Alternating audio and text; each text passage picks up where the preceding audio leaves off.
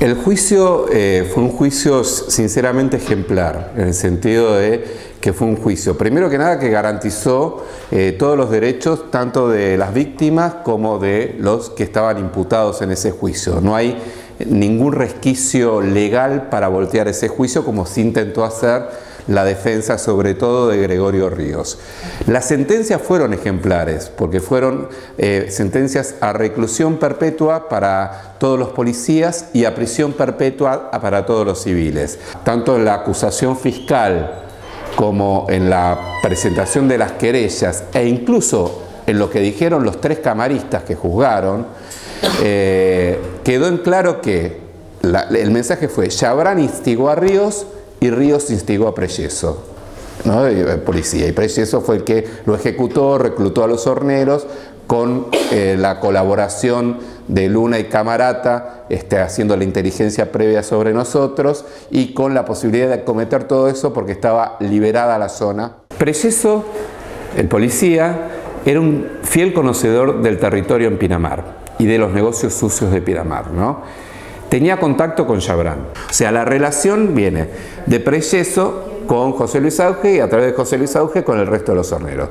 Prelleso, a su vez, era íntimo amigo de Camarata, que era el jefe del destacamento de Valeria del Mar, e íntimo amigo de Luna, que estaba en la comisaría de Pinamar. Tan amigos eran que ellos entre sí se decían parientes. Desde aproximadamente entre el 10 y el 12 de febrero, o sea, estamos hablando de 15 días después del crimen, ya empiezan a aparecer indicios en la causa judicial del vínculo entre Prelleso, Camarata y los horneros. En el Tribunal de Casación de la provincia de Buenos Aires cayó en una cámara que estaban 3 jueces, que eran el juez Piombo, el juez Salliargués y el juez Natielo. Piombo y Salliargués eran 2 jueces que después ustedes habrán conocido, un caso muy fuerte que ocurrió, que liberaron a un violador de un chico de 6 años por considerar que el chico a los 6 años tenía tendencias homosexuales. Son los mismos 2 jueces que lo que hicieron fue reducir la condena de los asesinos de José Luis. Entonces, ¿qué pasó? Esas condenas que habían sido a perpetuas, ellos interpretaron que estaba bien, que las pruebas eran válidas, que el crimen lo habían cometido, que los hechos que se describían en el crimen eran tal cual como se habían descrito en el juicio, pero que ellos consideraban que era un delito menor al que se les había imputado. Le quitaron algunos de los agravantes. El primero que salió fue José Luis Auge, uno de los horneros que cumplió 8 años en prisión. En el año 2006 salió en libertad, 2006 creo que fue, 2005-2006 salió en libertad. Después le siguió González, otro de los horneros, después le siguió Braga, bueno, y así fueron liberados por esto que hizo estos 2 jueces, Piombo y Salliargués, porque Natielo votó en contra de esa reducción. Que entre paréntesis le digo, con Piombo pasaba una cosa increíble, que era, él recibía a los padres de José Luis Cabezas y les decía: quédense tranquilos, que va a haber justicia con sus hijos, y fue el tipo que firmó la reducción de la condena de los asesinos, ¿no? También faltaron más acusados ahí, entre ellos custodios de Chabrán y más policías de Pinamar, que no estuvieron en el banquillo de los acusados y tendrían que haber estado. Entre ellos, yo les mencionaba que al final quedó inconclusa esa historia, Roberto Archubi, uno de los custodios de Chabrán, y también Jorge Gómez, que era un comisario, el jefe de calle de la comisaría de Pinamar. Trascendió que horas después del crimen, Duhalde había dicho una frase que era que ese muerto se lo habían tirado a él, ¿no? ¿Por qué? Porque piensen también otra cosa, a José Luis lo van a buscar en la fiesta de Andreani. La casa de Andreani estaba a 80 metros de la casa de Duhalde. Cuando Duhalde dice esto, se empezaron a armar todo tipo de especulaciones. Yo sé que Duhalde tuvo mucho miedo en todo esto, en todo este tema, porque incluso, y lo sé de boca de él, algún atentado a su vida en el medio, cuando él le empieza a apuntar a Chabrán en todo esto. Un día, esto lo van a conocer ustedes por primera vez, el director de la revista, que era Héctor D'Amico, me dice: llamó Duhalde Dice que quiere hablar, esto les digo, habrá sido poco tiempo después de que detuvieron a Preyeso y a los horneros. O sea, estamos hablando, a ellos los detuvieron el 9 de abril del 97, esto tiene que ser cerca de fines de abril. Y llamó Duhalde y dice, Duhalde, que quiere hablar con vos, pero solo con vos. A mí. Digo, ¿así? Y dice, sí, bueno, me dice, no, que no vayamos ninguno de nosotros, que solo quiero hablar con vos. Bueno, yo, con todas mis aprehensiones lógicas, fui a verlo, de noche aparte, era allá en San Vicente, la quinta de San Vicente. Yo llego, me siento en el living, había un sillón de 3 cuerpos, y después les explico por qué tanto detalle, y después 2 sillones de un cuerpo enfrentados. Me siento, y viene Duhalde y me dice, ¿no te querés sentar ahí? O no me tuteaba, de usted me decía, ¿no se quiere sentar ahí, Michi? No, no estoy bien acá, le digo. Y me lo noté medio incómodo. Él se sentó al lado mío, ¿no? No, mire, yo lo llamaba, lo quería hablar con usted porque, dice, la verdad usted me parece una persona confiable, me parece una persona que no está buscando ningún interés particular en todo esto, y esto es un tema que me pasó a mí, digamos, con respecto a una colega suya, y que quizás si yo le pregunto va a quedar mal, va a ser entendido como que yo la estoy presionando y demás. Y me cuenta que la noche del crimen de José Luis, o sea, el 25 de enero a la noche, o sea, ya estaba muerto José Luis, él se fue al Hotel Costa Galana o a un hotel de Mar del Plata, no me acuerdo si era de Costa Galana, y se cruza en un ascensor con una periodista de la revista Gente, la polaca, una periodista de policiales, que en el ascensor ella estaba llorando y le dice, cabezas que se le ocurrió meterse con Chabrán y demás. Entonces me dice Duhalde, yo no sé si ella tiene información, si lo dijo por una cosa así, pero seguro, digo, por ahí usted que es periodista le puede preguntar a ver si ella tiene alguna información sobre este tema. Bueno, yo le pregunto, yo la conocía, la polaca. Y entonces ahí es como que me busca sacarme información, ¿no? Entonces me empieza a preguntar, y dígame usted, Michi, ¿qué piensa? ¿Quién está atrás del crimen? Y yo le digo, mire, para mí, o fue Chabrán o fue la policía bonaerense.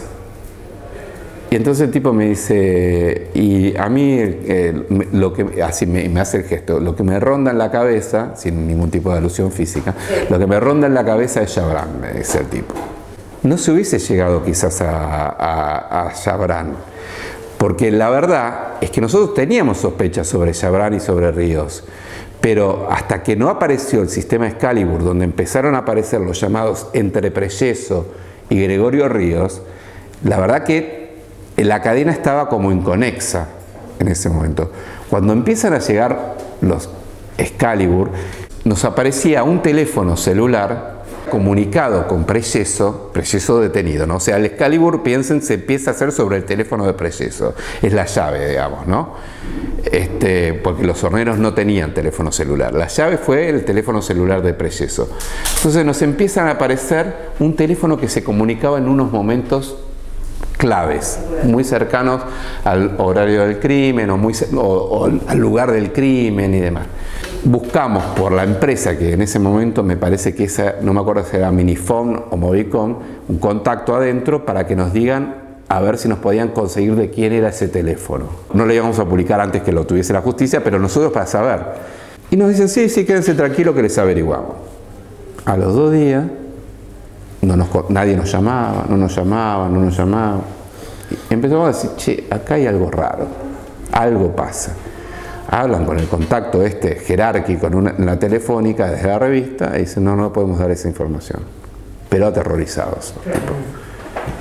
Dijimos, ¿qué pasa? Bueno, cuando se manda el primer contacto con los nombres ya de varios de estos llamados, aparece que ese teléfono figuraba a nombre de Brides.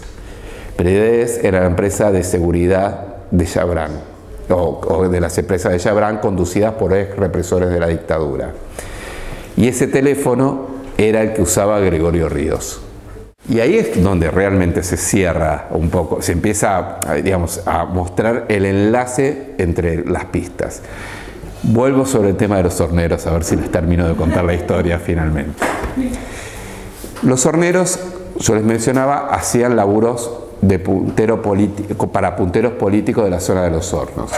Auge tenía muy buena relación con un puntero político que se llamaba Ramón de Elía, no de Elía, de Elía, o de Elías, no, de Elía.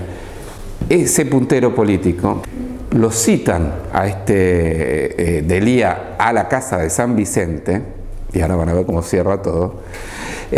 Lo citan ahí a la casa de San Vicente y lo graban. Duhalde lo graba escondido, desde una cámara que tenía escondida en un florero que estaba al costado del sillón de 3 plazas, apuntando a uno de los sillones individuales, que era donde yo quería que yo me siente, digamos. Entonces, esto me enteré mucho tiempo después, ¿no? Pero bueno, Duhalde agarra y va con la filmación, se reúne con el juez Macchi y le dice: tengo todo esto. Entonces ahí Macchi ordena la detención de Preceso y de los horneros. Duhalde se reunió con los padres y le dijo: estos son los asesinos. Y hicieron esto en base a lo que él sabía de todo esto. También puede ser que en el lugar, y esto es algo que nunca sabremos, lamentablemente es algo que alguna vez los horneros confiesen todo lo que saben, si en el lugar del crimen no hubo más gente. Yo tengo la sospecha de que sí, de que ahí hubo, supervisando todo eso, hubo más custodios de Chabrán y por ahí policías. El caso Cabezas fue un caso único en la historia argentina, no solo porque mataron a un periodista, sino por lo que generó. Ni siquiera muchos de los colegas que estuvieron viviendo durante más de un año en Dolores, cubriendo el caso, cubrieron, por ejemplo, el caso de María Soledad, cubrieron el caso Carrasco, cubrieron casos así de muchas, y todos dicen: no hubo como un caso Cabezas. ¿Por qué? Por lo que significó, porque los medios lo tomaron en serio, porque los medios se asustaron, los dueños de los medios se asustaron, dijeron: ojo que esto puede seguir con cualquiera de nosotros. Se asustó Duhalde, se asustó Cavallo, se asustaron muchos, digamos, ¿no? La verdad que fue un caso de unas dimensiones impensadas. El caso Cabezas lo que tuvo como demostración es que fue una síntesis de todos los males de la Argentina. Vos tenías, por un lado, en la base de la pirámide, delincuentes comunes, barra bravas, que a su vez oficiaban de laburos sucios para punteros políticos, y aparte eran ladrones que robaban para la policía.